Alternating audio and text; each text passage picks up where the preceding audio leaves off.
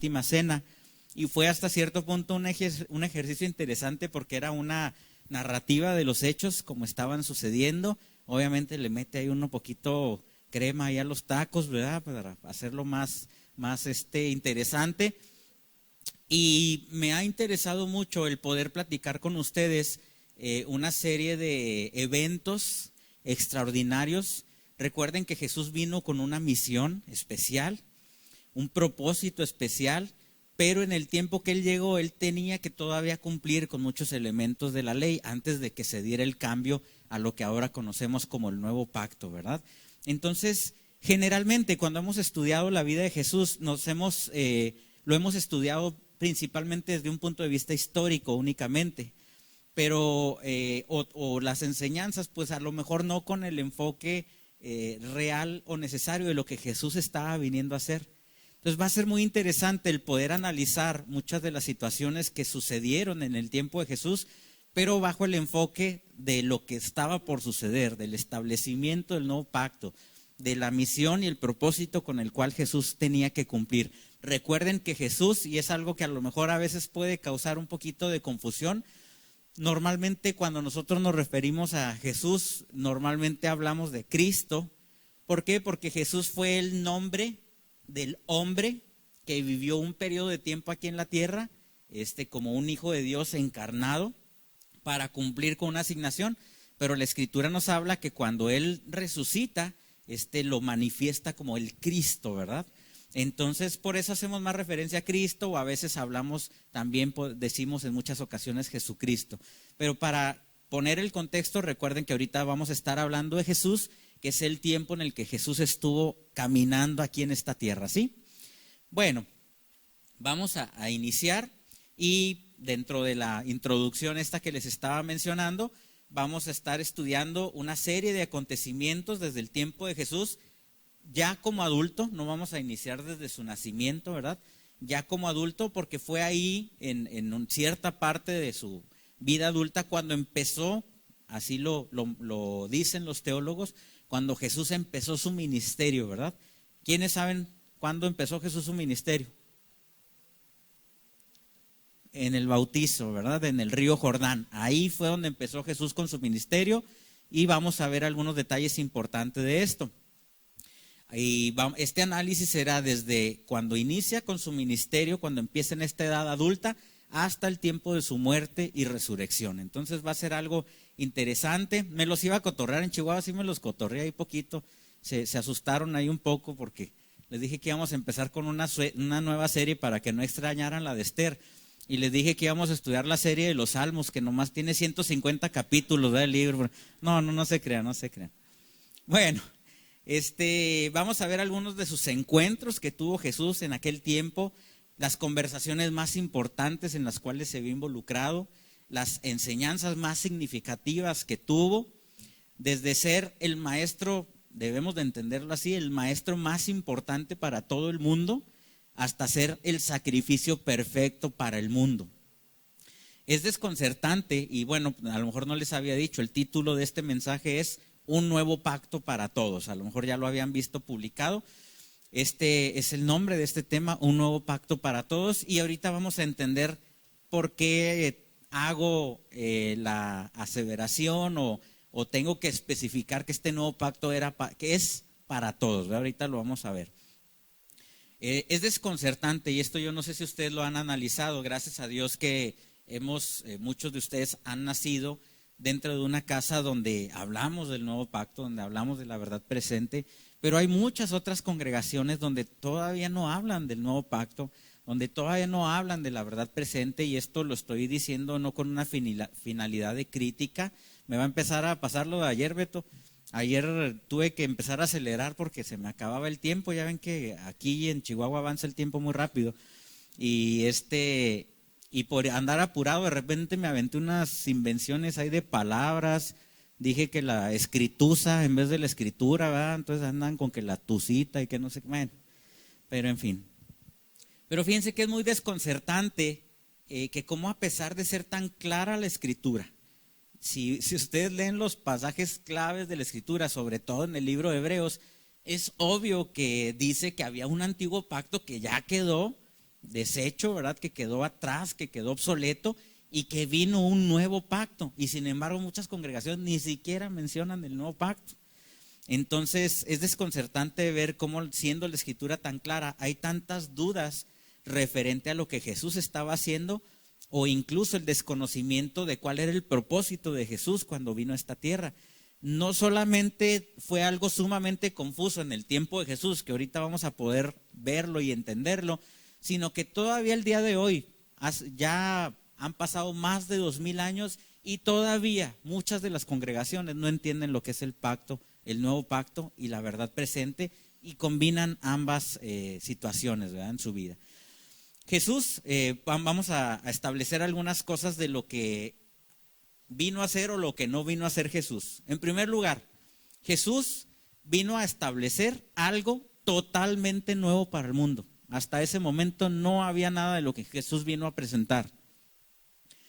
¿Qué no vino a hacer Jesús? No vino a extender algo que ya era viejo. Vino a sustituirlo completamente. No vino solo, recuerden que en el tiempo de Jesús la última escritura que había era el libro de Malaquías, que es el último libro del Antiguo Testamento. Después de Jesús, a partir del año 50 aproximadamente, se empezó a escribir los nuevos libros del Nuevo Testamento. Pero tampoco vino para completar la Biblia, porque como había Antiguo Testamento, para que ahora hubiera Nuevo Testamento. No vino tampoco para eso. Él no vino a crear el judaísmo 2.0 o la nueva versión del judaísmo. No vino a establecer un nuevo judaísmo, definitivamente no. Vino a hacer algo totalmente nuevo en el mundo, y no solamente en el mundo, para el mundo. Generalmente un evento estelar, no sé si ustedes han ido, sobre todo esto se estila mucho en los conciertos de rock. Normalmente cuando hay un grupo de rock que se va a presentar, generalmente tiene a otros grupos o un grupo que se presenta, les llaman a lo mejor un poquito despectivamente, grupos teloneros les llaman, ¿no? O grupos que son la primera opción para ir calentando el ambiente, para que vaya llegando la gente al concierto. Y estos son grupos que se utilizan para las aperturas o para abrirle, así se dice, a un artista importante, ¿verdad? Entonces, generalmente un evento estelar tiene un evento preliminar, y yo les voy a pedir que se traten de meter en la historia, que utilicen su imaginación. Mire, si Dios nos dio imaginación es por algo, así es que vamos a utilizarla, no desperdicie eso que Dios nos ha dado, y vamos a tratar de meternos dentro de la historia e imaginarnos ahí, e imaginar lo que estaba pasando. No necesita cerrar los ojos, no vaya a ser que se me vaya a quedar dormido, así nomás, así imagine con los ojos abiertos, ¿sí? Si alguien se queda dormido, les voy a aventar el control como nos aventaban los profes el borrador, ¿verdad? No se crean. Bueno, imaginen una presentación desde el río Jordán, que era donde estaba Juan el Bautista, cubierto un hombre raro, cubierto con pieles de animales, y pues el presentador probablemente le daría como Juan iba a hacer el acto preliminar, ¿verdad?, de Jesús, pues le da la bienvenida a Juan el Bautista. Con ustedes desde el desierto, ¿verdad?, en el río Jordán, está con ustedes Juan el Bautista. Y bueno, pues yo creo que empezó el alboroto, ¿no? Vamos a ponerle poquita charra ya a la historia. Él era llamado Juan el Bautista, y pues a lo mejor esto suena muy obvio, pero no vaya a ser que haya una confusión. No porque fuera bautista, ¿verdad? En ese entonces aún no había denominaciones. Las denominaciones fueron mucho tiempo después. A él se le llamaba Juan el Bautista porque era lo que él estaba haciendo en ese tiempo, bautizando personas. Y él bautizaba predicando a las personas sobre el arrepentimiento, incluso sobre la confesión de sus pecados para arrepentimiento. El bautismo en ese tiempo era un ritual de purificación que tenía diferentes aspectos de los cuales se hacía. No me voy a meter mucho en historias o en profundizar esto. A veces cuando somos apasionados por el conocimiento queremos explicar y decir todo, pero no hay el tiempo suficiente. El bautismo tenía varias formas que se hacía. Una era para purificación, un ritual de purificación, para como limpiarse, ¿verdad?, de alguna manera.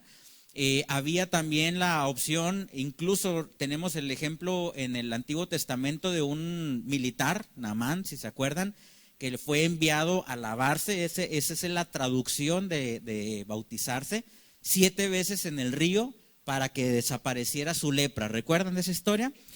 Bueno, había diferentes motivos por los cuales se hacía el bautizo. También uno de ellos era cuando alguien que era gentil, todo aquel que no era judío, que a los gentiles les decían de muchas formas y no muy agradables, les decían perros, bueno, muchísimas cosas no agradables.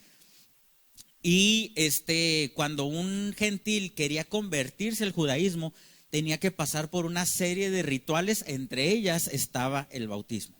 Pero bueno, no vamos a profundizar mucho ahorita en esa parte. Dentro de esa conversión al judaísmo, los gentiles lo que hacían era morir a ser gentil para convertirse al judaísmo. Juan se dedicó a hacer esto, por lo cual obviamente de ahí fue su mote, ¿verdad? O su apodo de Juan el Bautista. Fíjense, vamos a estar utilizando algunas de las escrituras de los diferentes evangelios, pero alguien que era extraordinario en cuanto a su narración, a pesar de que no era uno de los discípulos, era Lucas. Lucas era un doctor de medicina y yo me imagino que probablemente por su formación, por sus estudios, probablemente por su temperamento, lo más seguro es que fuera un C, alguien muy ordenado para escribir, para ordenar sus ideas. Lucas, a pesar de no haber sido uno de los discípulos, podemos ver que hace una exhaustiva investigación y documentación de la vida de Jesús. Y aquí vemos la introducción de Jesús en su libro y esto es necesario mencionarlo porque como él no vivió el tiempo que vivieron los discípulos junto al maestro, él tuvo que abocarse a investigar, a entrevistar personas y hacer toda una serie de investigación sumamente importante para poder documentar el libro de Lucas.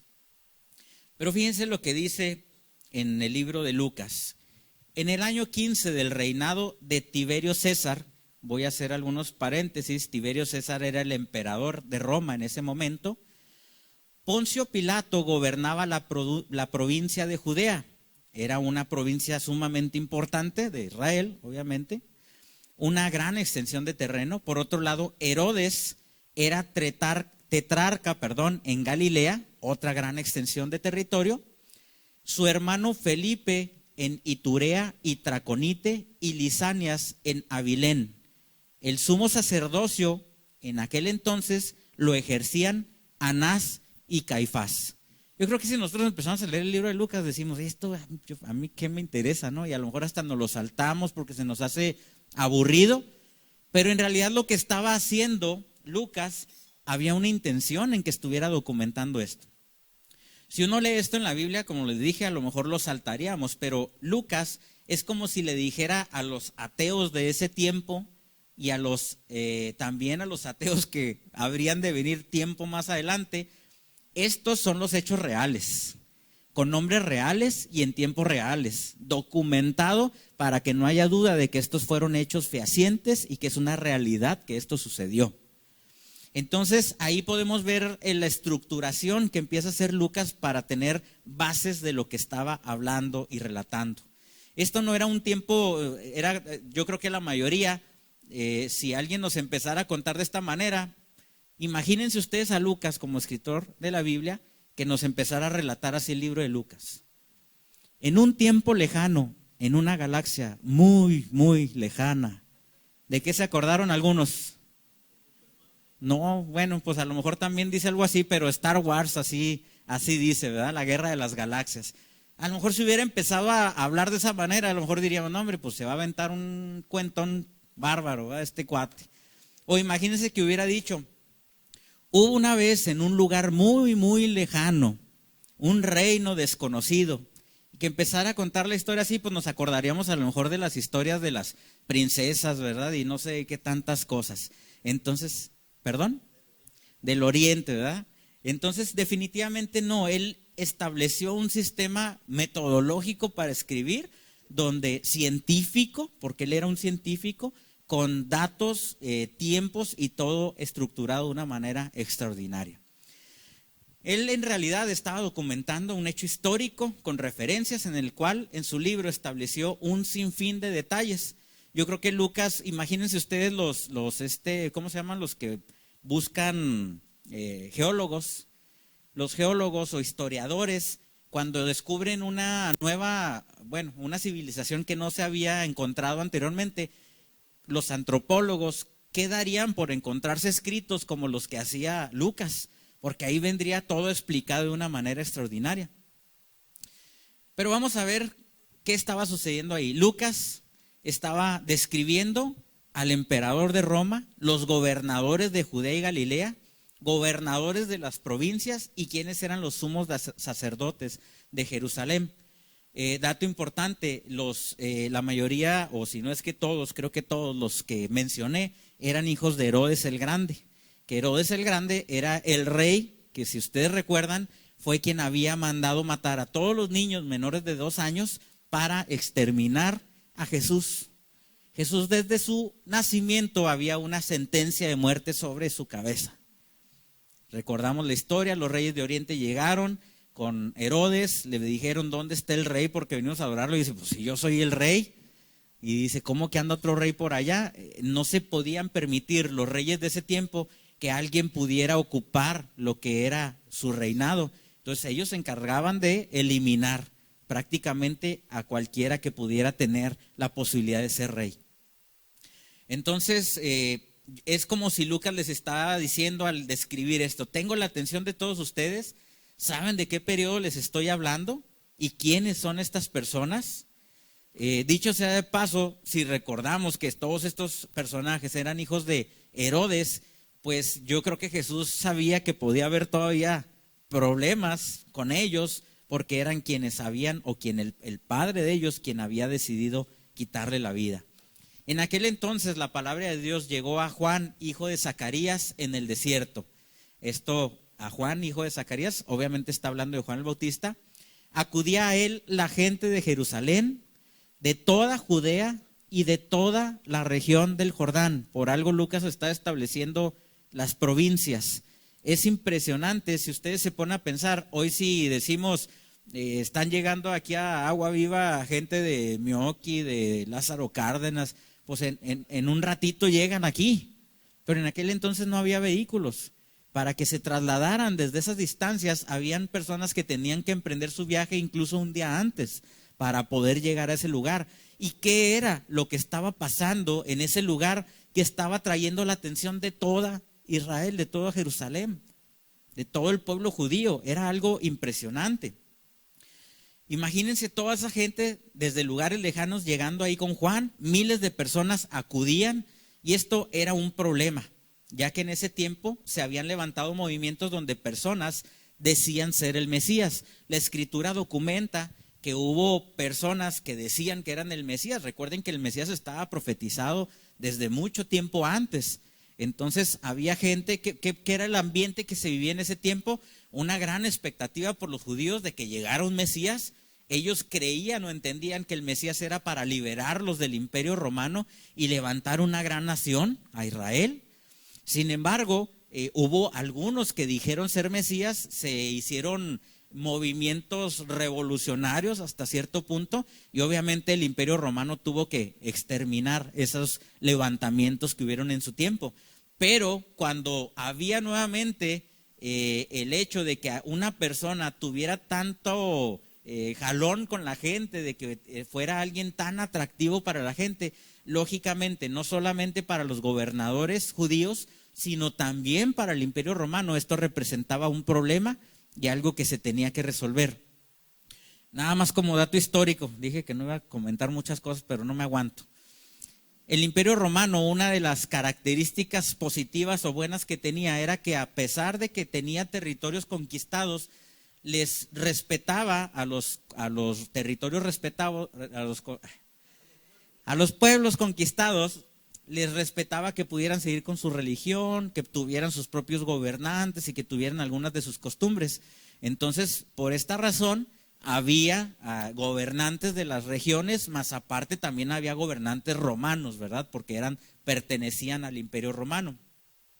Entonces, imagínense lo que estaba sucediendo. Esto obviamente representaba un problema para todos. Los líderes judíos trataban de calmar las cosas normalmente antes de que hubiera una rebelión y el Imperio Romano se involucrara, porque si el Imperio Romano se involucraba, lo más seguro es que iba a correr sangre. Así es que, miren, todas las cosas para Dios dentro de su propósito no son una casualidad.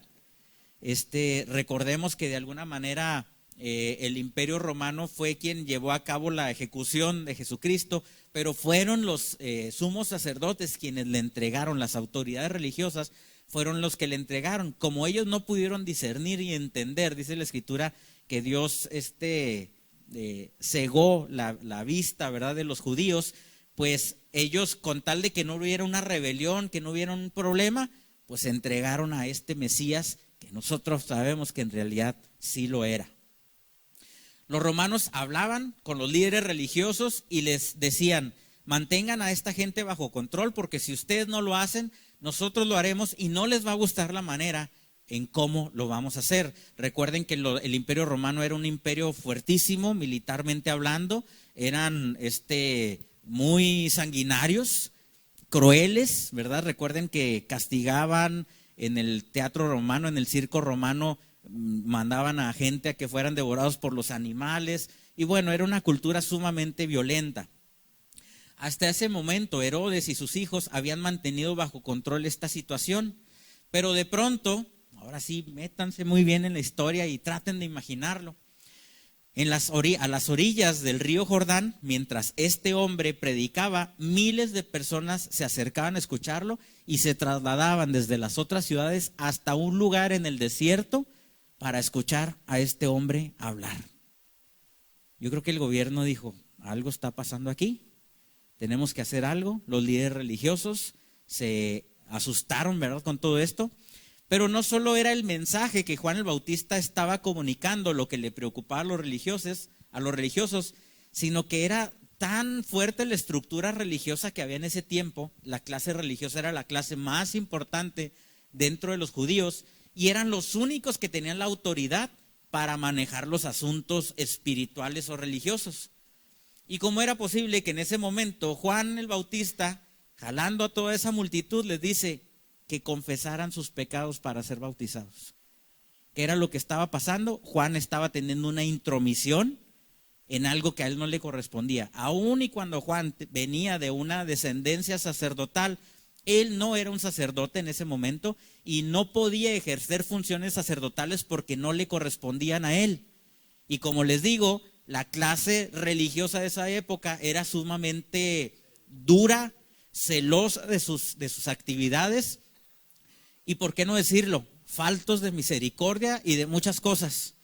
¿Recuerdan la parábola, que a lo mejor esto se podría ver más adelante, de Jesús cuando habla de la persona que estaba en el camino, que no era judío, y los religiosos pasaron de largo y ahí lo dejaron prácticamente muriéndose al hombre?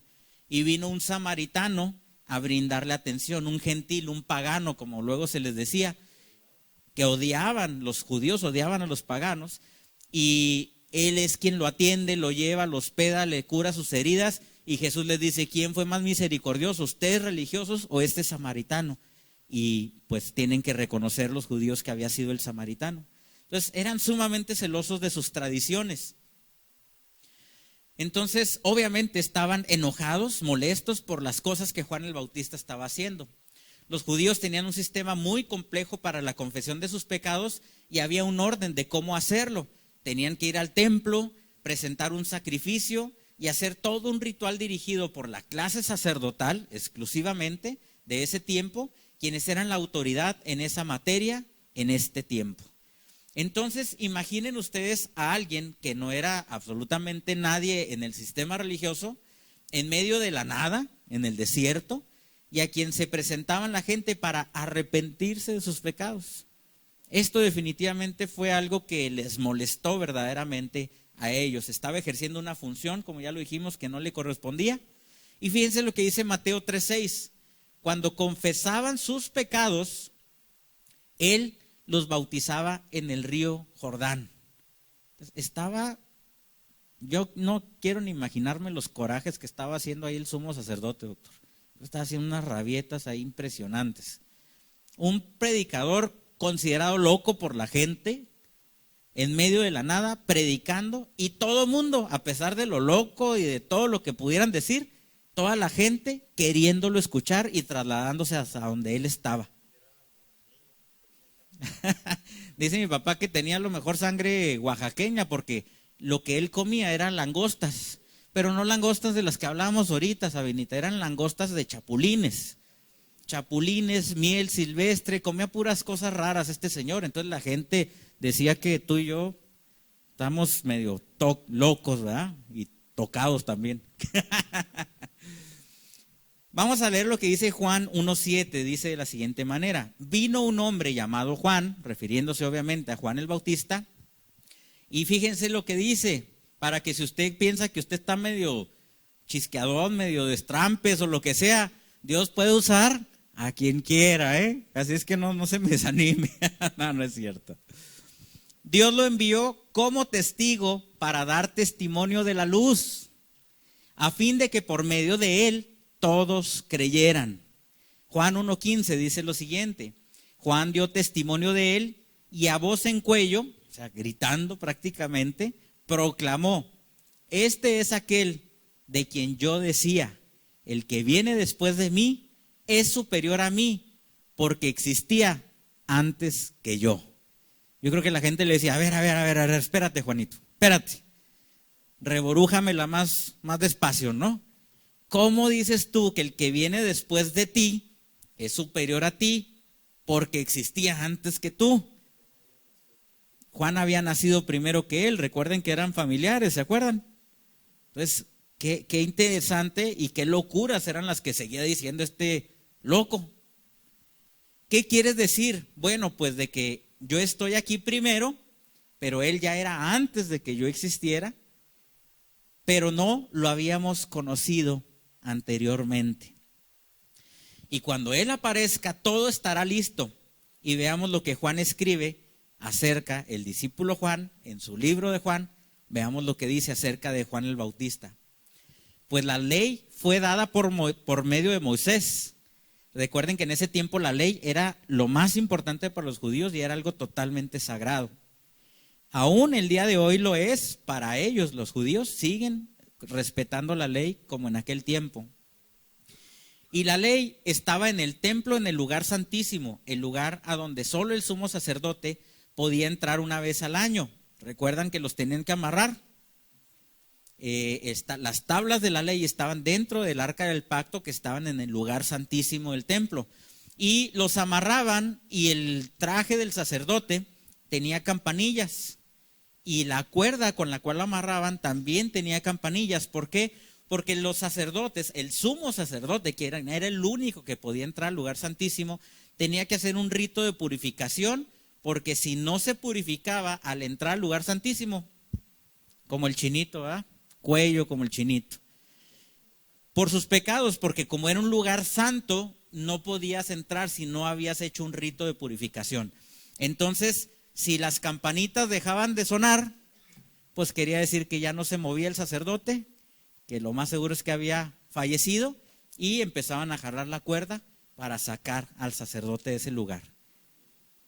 No podían entrar ahí porque si no también ellos morirían. Entonces el problema, pues que hay sacerdotes y hay sacerdotes, ¿verdad? Entonces dependiendo del tamaño ahí del espécimen, pues estaba más difícil sacarlo, ¿no? ¿Verdad? Bueno, un chascarrillo ahí leve.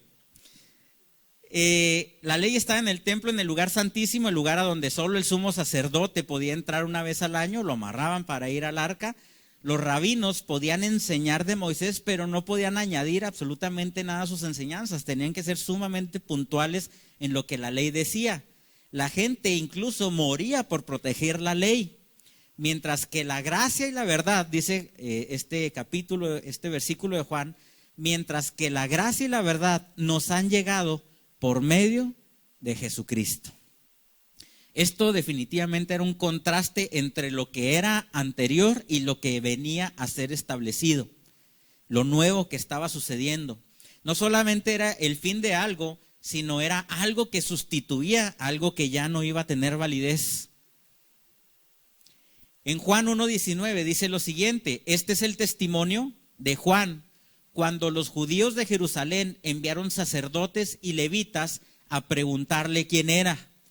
Obviamente dijimos que esto estaba causando problemas, estaba causando preocupación en los líderes de ese tiempo, así es que el sumo sacerdote, sin esperar más tiempo, envía a un séquito, a un grupo de personas conformados por sacerdotes y levitas para interrogar a este hombre y parar oreja, ¿verdad?, para ver qué era lo que estaba hablando este hombre. Imaginen ustedes a toda la cantidad de personas que estaban ahí reunidos y al lado del río Jordán, y en vez de, es que miren, de veras que tenemos que ponernos así en ese tiempo, en ese lugar. El lugar donde se tenían que hacer todas las cosas importantes referente a Dios era el templo que estaba en Jerusalén. Entonces, en vez de la gente estarse yendo a reunir al templo, estaban dejando prácticamente el templo a un lado y se estaban yendo a un lugar en el desierto, donde pasaba el río Jordán y donde no había ni siquiera ninguna edificación y no había absolutamente nada, pero la gente se estaba trasladando para allá. Entonces, los líderes religiosos seguramente se preguntaban, ¿qué es lo que está pasando aquí? ¿Qué está haciendo este hombre? ¿Qué les dice? ¿Por qué está la gente aquí? El sumo sacerdote enviando a su comitiva para que investigaran lo que estaba pasando y pues si era posible obviamente entrevistarse con Juan el Bautista para preguntarle a ver qué era lo que él estaba haciendo. En el versículo 20 de Juan 1 dice, no se negó a declararlo, sino que confesó con franqueza. Yo creo que vio a la clase sacerdotal. La clase sacerdotal era lo más respetado y lo más temido en aquel entonces. Así es que unos se vestían con ropajes largos, negros. Y yo creo que vieron entre toda la multitud que venía todo ese séquito de sacerdotes y levitas. Yo creo que la gente les fue abriendo paso, ¿verdad? Y a lo mejor hasta se inclinaban delante de ellos. Y Juan el Bautista, al verlos, no se negó a hablar con ellos, pero inmediatamente les dijo, yo no soy el Cristo. En primer lugar, porque era la realidad, y yo creo que aparte si se le ocurría decir, pues a lo mejor y ahí mismo se lo llevaban, ¿verdad? Entonces les dice, yo no soy el Cristo. Imaginen ustedes a toda la gente viendo a las autoridades religiosas, abriéndoles pasos, y Juan seguramente sabía lo que ya le iban a preguntar. Le preguntarían quién era, con qué autoridad estaba haciendo tales cosas. ¿Acaso pretendes tú ser otro Mesías? Estamos imaginándonos todo lo que le podrían estar preguntando. Pero él se adelanta y les dice, yo no soy el Mesías. Y le preguntan, ¿entonces eres acaso Elías? Ya que en el último libro del Antiguo Testamento, ¿cuál es el último libro del Antiguo Testamento? Miren, qué bárbaros, alumnos sobresalientes. Malaquías, ya anda exigiendo la hamburguesa del güero acá el doctor. No dijimos que iba a haber hamburguesa. En el último libro del Antiguo Testamento, en el libro de Malaquías, se hacía referencia a que vendría el espíritu de Elías. Y entonces, por esa razón le preguntaban, bueno, si no eres el Mesías, ¿eres acaso tú Elías? Después del periodo en el que Dios habló por medio del profeta Malaquías, doctor, ¿qué fue lo que sucedió? 400 años de silencio de parte del Señor, no volvió a hablar a los profetas y fue un tiempo donde Dios no le hablaba a su pueblo. Entonces se produce este gran silencio de 400 años y Malaquías dice, antes de que Dios haga algo grande, parafraseando un poquito los últimos versículos, antes de que Dios haga algo grande, antes del Mesías, antes del gran día del Señor, enviaré al profeta Elías. Y ellos le dicen, ¿entonces eres Elías? No, ya les había dicho que no. Le preguntan, ¿entonces eres el profeta? Porque también el libro de Malaquías hablaba sobre un profeta. Y le dice él, no soy el profeta. En Juan 1:22 le dicen, ¿entonces quién eres? Tenemos que llevar una respuesta a los que nos enviaron. ¿Cómo te ves a ti mismo? Yo creo que ellos pensaban, bueno, pues aún no sabemos quién es, pero por lo menos ya sabemos quién no es. No es ni el Mesías, ni es el profeta, ni nada, ¿verdad? Entonces, pues ya, por lo menos sabemos quién no es. Seguramente le cuestionaban cómo era que le confesaban a él los pecados, si les digo que esto era únicamente para la clase sacerdotal. Y ahí en el río, si eso tenía que ser con el sacerdote, y en Jerusalén, ¿cómo era posible que fueran a un lugar desierto y le confesaran todo esto? Es como si Juan hubiera decidido por sus pistolas establecer la unidad móvil del templo en el río Jordán. Definitivamente esto no podía ser. Ahora vemos, ¿verdad? La unidad móvil del predial, ¿verdad? Están en la plaza, ¿verdad? No, ahí no había sucursales ni había nada de nada. En el 23 dice, yo soy la voz del que grita en el desierto, dice Juan el Bautista. Enderecen el camino del Señor, respondió Juan con las palabras del profeta Isaías. Prácticamente les estaba diciendo, ustedes que se creen lo máximo, la clase religiosa, estén listos porque algo grande viene y aquellos que tengan corazones puros serán reconocidos. Aquellos que estén listos, que se hayan arrepentido de sus pecados y que logren abrir sus mentes para lo que está por venir, para ellos es que estoy aquí. Desgraciadamente hubo muchísimas personas, sobre todo la clase religiosa, que no pudieron abrir ni su corazón ni sus mentes para lo que estaba sucediendo en ese tiempo. Vamos al 24 y 25 y 26 de una vez. Dice, algunos que habían sido enviados por los fariseos lo interrogaron, pues si no eres el Cristo, ni Elías, ni el profeta, ¿por qué bautizas? Y dice él, yo bautizo con agua, pero entre ustedes hay alguien a quien no conocen. Yo creo que a lo mejor les estaba tratando de decir Juan, ¿verdad? Traduciéndolo a nuestro buen mexicano. Ahí disculpen nuestros amigos de otros países. Ustedes creen que soy la gran cosa o la última Coca-Cola del desierto por toda esta multitud que me está siguiendo y que está viniendo hacia mí, pero esto no es por mi causa. ¿Creen que soy yo el que los está poniendo nerviosos? Seguramente se preguntaba Juan. ¿Creen que esto es algo grande lo que está pasando aquí? Y yo creo que en su mente, o a lo mejor y se los diría Juan, les ha de haber dicho, no han visto nada aún. ¿Y qué viene después de mí? Es algo aún mucho mayor de lo que están viendo. Al cual, el que viene después de mí, no soy ni siquiera digno de desatarle la correa de las sandalias. Prácticamente les estaba diciendo, yo no soy nadie, pero habrá otro que vendrá después de mí, que será quien verdaderamente sea importante. Se regresa este séquito a Jerusalén y le dicen a su líder, pues ya sabemos quién no es, habíamos dicho ahorita, ¿verdad? Pero no estamos tan seguros de quién es él. Hasta nos contestó con algunas escrituras, mencionando a los profetas de la antigüedad. Y nuevamente vemos que la gente le respetaba a los sacerdotes y creían que si Dios tenía algo que hacer en ese tiempo, pues lo más probable es que si Dios iba a hacer algo, lo tenía que hacer con la clase religiosa. Y sin embargo estaba pasando totalmente diferente a lo que ellos pudieran imaginarse. Cualquier semejanza con la realidad en la actualidad es mera coincidencia, dice el doctor. Ahorita los líderes religiosos se creen los muy santos y andan condenando a la gente, y no estoy criticando ninguna congregación, estamos hablando de lo que hacen algunos líderes, maldiciendo, faltos de misericordia, y están totalmente cegados de lo que verdaderamente debe ser el mensaje de lo que Cristo trajo hace más de 2000 años. Y ahí está Juan, con su pelo largo, con pieles de animales, con olores a lo mejor no muy agradables, ¿verdad? Ahí en el desierto, imagínense en el desierto y cubierto con pieles y todo. Y llega esta clase sacerdotal llena de lujos, como muchas ocasiones sucede, e impecables a la vista, según la narración de Mateo. Veamos lo que dice Mateo 3:7. Pero al ver que muchos fariseos y saduceos llegaban a donde él estaba bautizando, les advirtió. Recuerden que les dije que eran los más nice, los más puros, los más santos, todo, ¿verdad? La clase sacerdotal. Y miren lo que les dice Juan el Bautista. Camada de víboras. ¿Quién les dijo que podrán escapar del castigo que se acerca?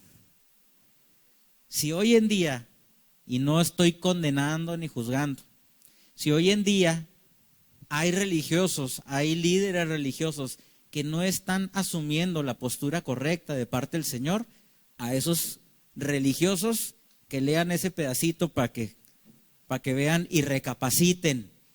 yo le puedo decir que hay líderes religiosos que ya entienden y saben lo que es la verdad presente, y por no dejar de tener la importancia que tienen dentro de su liderazgo, no han dicho las cosas como realmente son.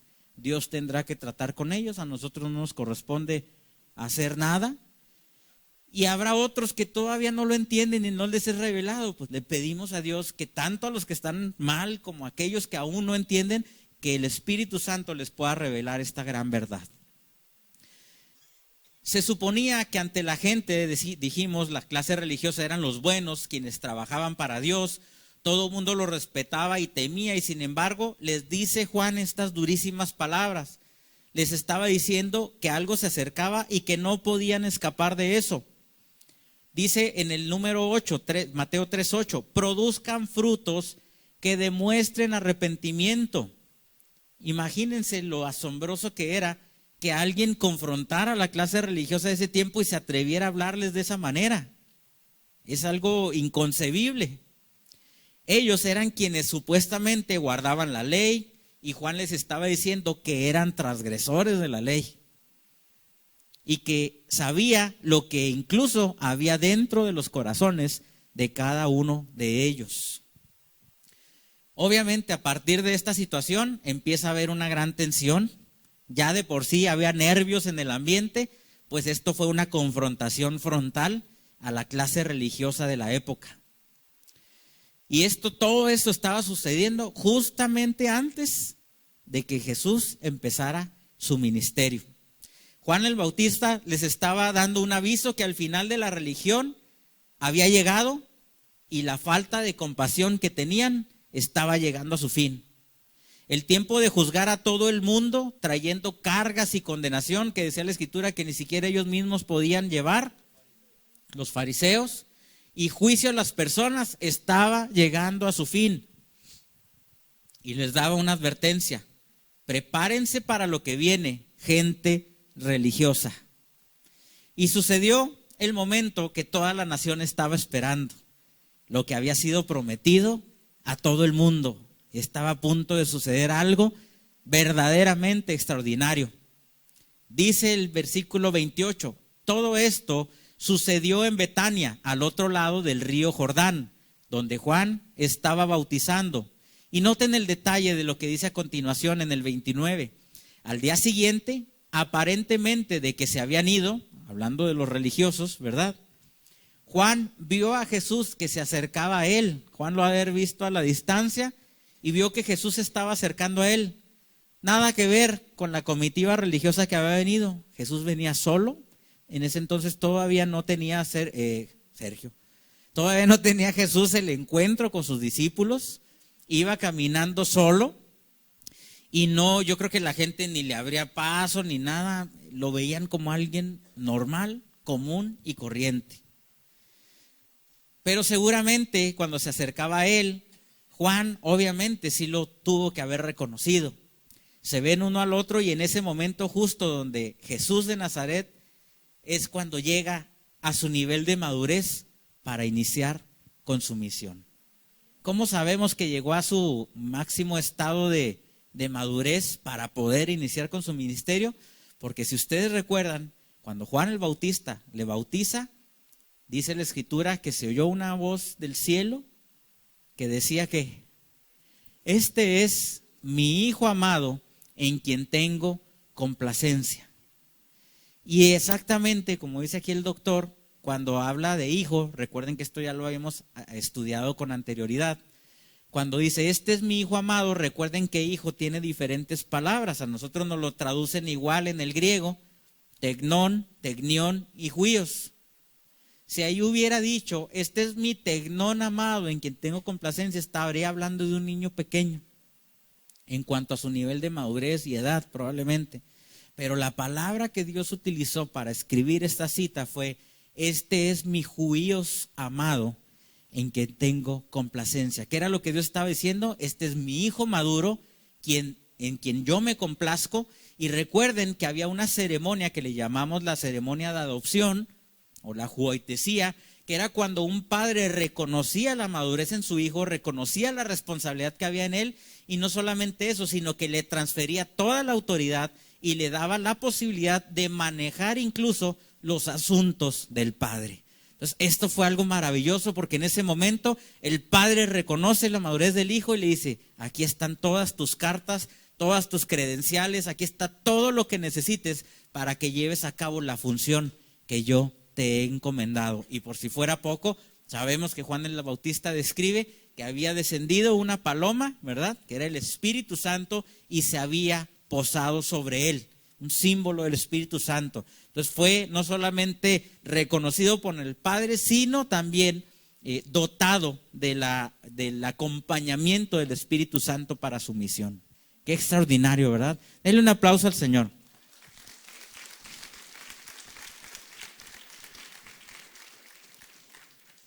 A partir de ese momento, las cosas nunca más volverían a ser igual. En ese justo momento, las cosas empezarían a cambiar para nunca más volver atrás. Son solo 2 hombres donde todo el futuro de la humanidad estaba recayendo en ese momento. Era un momento histórico, un momento extraordinario. No miento, era un momento extraordinario. Y justo en ese gran momento, Juan dice, y vean lo que dice Juan el Bautista: miren, aquí tienen al Cordero de Dios que quita el pecado del mundo. Esto les voló la cabeza a los religiosos, le voló la cabeza a los judíos, porque ellos eran el pueblo escogido de Dios, nación santa, linaje escogido. Ellos no se podían mezclar con los gentiles, y sin embargo aquí Juan el Bautista estaba declarando: este es el Cordero del mundo, este es el Cordero de Dios, quien quita el pecado, no de los judíos, de todo el mundo.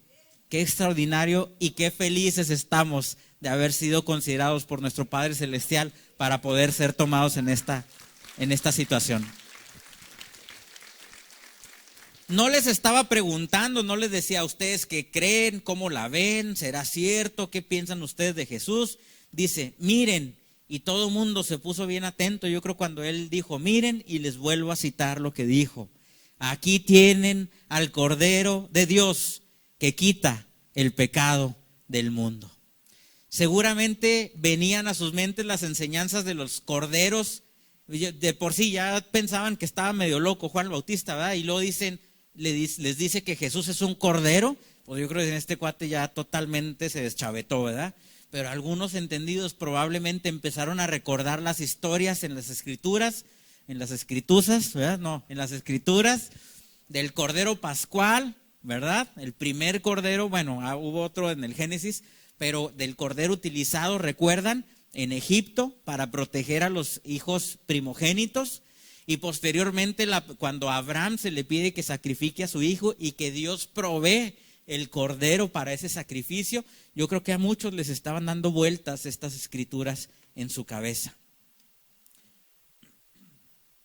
Algunos seguramente decían: a ver, espérate tantito, ¿cómo dices que Él es el Cordero y que quitará nuestros pecados o el pecado? De por sí ya era rarito, ¿verdad?, el muchacho, ¿verdad?, Juan el Bautista, y era raro que los estuviera bautizando, que le tuvieran que confesar sus pecados, totalmente alejados de lo que era el templo de Jerusalén. ¿Estás seguro de lo que estás diciendo? Yo creo que le preguntaban en ese momento. Pero esto no era nada con lo que venía a continuación, y ya lo mencionamos anteriormente: el que quita el pecado del mundo. ¿Se imaginan las dudas en ese momento de esa gente, de esos judíos celosos de sus tradiciones, sus costumbres y su patria? ¿Estás diciendo que Dios va a quitar el pecado del mundo?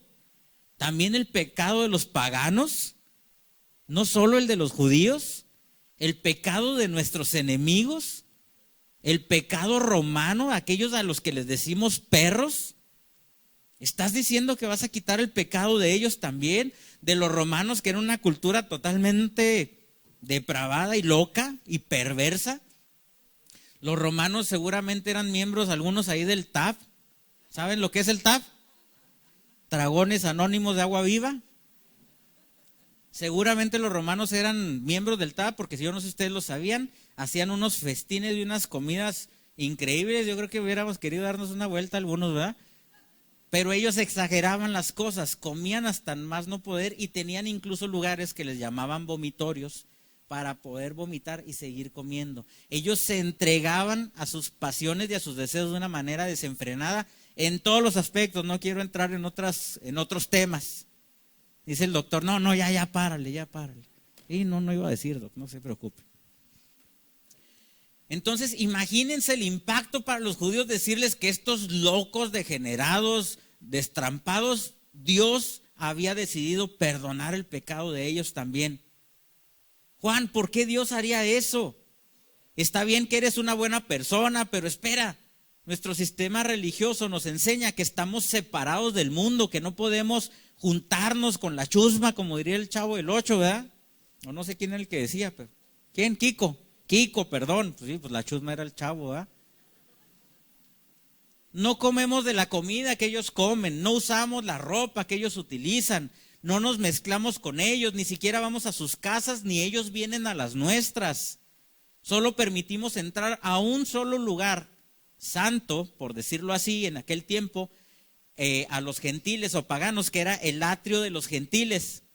Este era un lugar en el templo donde sí se les permitía entrar a los gentiles, no más allá, y era para que preguntaran las dudas que tenían acerca de Dios, nada más para eso. Toda nuestra historia habla de naciones y foráneos que no pertenecen a nuestra cultura y que son pueblos paganos, que son nuestros enemigos, que los tenemos que exterminar. Siempre hemos peleado contra nuestros enemigos y ahora nos dices que Dios provee un cordero para quitar el pecado de todo el mundo. ¿Se imaginan la confusión y el problema que estaban teniendo ellos en ese momento? Esto definitivamente trajo un fuerte conflicto en este tiempo y es una tensión que sigue causando conflicto el día de hoy. Volviendo a los religiosos, hay religiosos que hasta el día de hoy siguen predicando, somos una nación santa, un linaje escogido y no nos podemos mezclar con la gente del mundo porque ellos están contaminados y fuchi la guácala. Eso lo siguen diciendo muchas personas, en vez de entender que lo que Cristo vino a hacer es que pudiéramos ser luz para aquellos que la necesitan, ser una lámpara arriba de una mesa para que alumbre, no escondidos debajo de una mesa, como dice la Escritura. Entonces todavía el día de hoy hay quienes siguen que ni siquiera son judíos, pero ya como sabemos que somos hijos de Dios al haberle aceptado, pues ahora ya se creen de una clase diferente y creen que todos los demás son perros y todo lo que consideraban los demás. No, yo quiero recordarte que un día tú estuviste en esa posición y que gracias generalmente a una persona amorosa que se acercó a ti y que te habló de lo que Cristo podía hacer en tu vida, es que muchos estamos aquí. Esa es la manera en la que nosotros debemos de actuar. Esto definitivamente era algo impresionante lo que estaba pasando. Algo importante de ver aquí es que Jesús era un puente entre dos pactos, entre dos sistemas de valor, entre dos sistemas de leyes y de mandamientos. Era el puente entre el enfoque de dos mundos diferentes. Dios le prometió a Abraham que sería una familia. Después de esto le dijo que lo convertiría en una gran nación y que a través de esa nación todas las naciones serían bendecidas. Gracias a Dios por la promesa que hizo Abraham, donde estábamos considerados tú y yo, para que pudiéramos ser bendecidos. En Cristo Jesús, obviamente.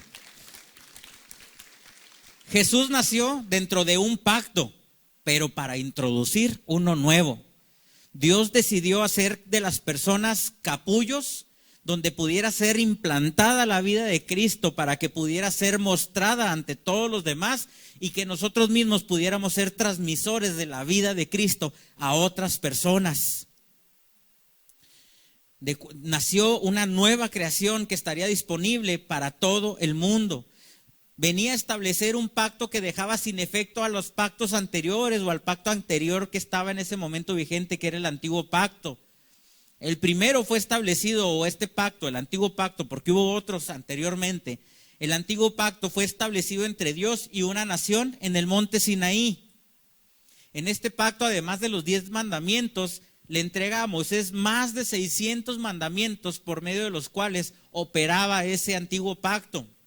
El nuevo pacto queda establecido no con una nación, sino que son beneficiarios de este nuevo pacto todas las naciones de la tierra, ya no nada más una. Las transiciones son dolorosas en muchas ocasiones y difíciles.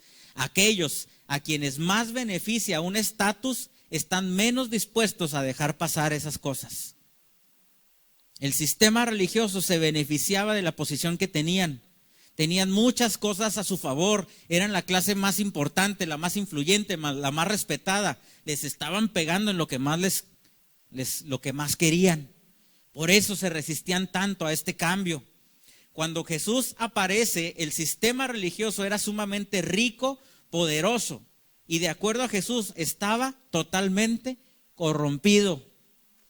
Jesús no comentó nada positivo acerca del sistema religioso en ese tiempo. Y ese sistema había sido unido, o se había unido a las fuerzas del imperio en ese momento y trabajaban de alguna manera en combinación con el gobierno o el imperio romano. Y entre ambos, entre el imperio romano y la clase religiosa de esa época, fueron quienes crucificaron a Jesús. Pero esto estaba predestinado ya y profetizado desde mucho tiempo antes, no solamente que sucedería, sino que ese sistema que estaba caduco, que estaba corrompido, iba a terminar. Solo era el comienzo de algo totalmente nuevo que empezaba a ser manifestado y presentado a través de Jesús. Recuerden que vamos a seguir viendo cosas importantes y el análisis desde el punto de vista del nuevo pacto de lo que sucedió con Jesús. Con esto vamos a cerrar. Jesús vino a establecer 3 cosas nuevas principalmente en esta situación que estaba pasando. Número 1, un nuevo pacto. Una nueva disposición entre el hombre y la humanidad, entre Dios, y la humanidad. Un nuevo arreglo entre Dios y tú para reemplazar el antiguo pacto. Estaba reemplazando el pacto que había regido desde Éxodo, porque fue a partir de Éxodo cuando es establecido este antiguo pacto con Moisés, hasta Malaquías, que fue el último libro del Antiguo Testamento. Y parte de los evangelios, porque recuerden que Jesús tuvo que cumplir con el antiguo pacto para establecer este nuevo en su muerte y resurrección.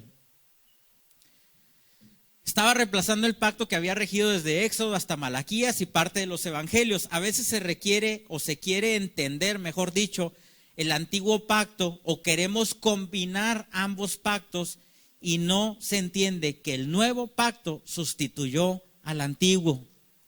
No podemos andar revolviendo las cosas del antiguo pacto con el nuevo pacto. El antiguo pacto, dice la Escritura, que quedó obsoleto, que quedó atrás, fue desechado. Dice que ahora hay un nuevo pacto. La Biblia es la palabra de Dios, pero cada palabra de la Biblia no necesariamente es para todos. ¿Se entiende? Lo voy a repetir. La Biblia es la palabra de Dios, pero cada palabra de la Biblia no necesariamente es para todos. Lo hemos dicho aquí de otra forma. Toda verdad bíblica es verdad, pero no toda verdad bíblica es una verdad presente. La verdad presente es lo que nos corresponde a nosotros a través de la muerte y resurrección. Antes de esto, todas las cosas que habían sucedido, ni se enganche porque eso no le pertenece a usted porque usted no era judío. Claro, esto es para entender la posición en la que estamos. La Biblia es la palabra de Dios.